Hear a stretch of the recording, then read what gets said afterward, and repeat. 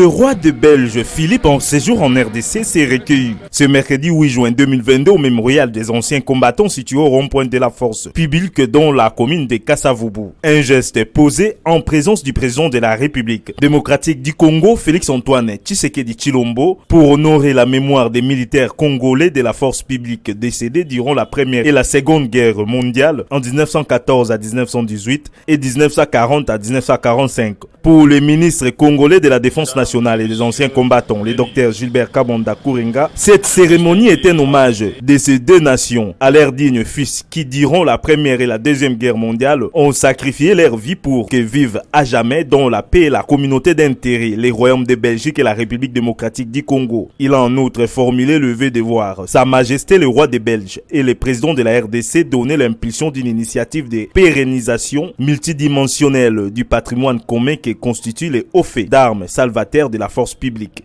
La cérémonie de cet instant est donc un hommage de nos deux nations à leurs dignes fils qui, en 1914 et 18 et en 1940-45, ont sacrifié leur vie pour que vive à jamais dans la paix et la communauté d'intérêt le Royaume de Belgique et la République démocratique du Congo. En ma qualité de ministre de la Défense nationale et ancien combattant, je formule le vœu que Sa Majesté le Roi et Son Excellence Monsieur le Président de la République, ensemble, donnent l'impulsion d'une initiative commune de pérennisation multidimensionnelle du patrimoine commun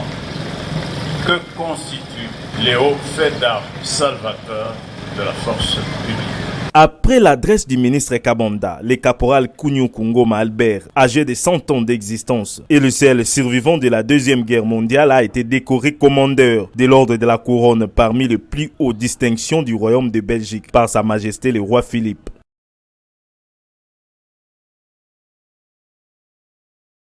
Auparavant, les colonels Découvert, attachés de défense à l'ambassade belge en République démocratique du Congo, avaient lu le mérite de la force publique et du caporal Kunyuku. Ici rassemblés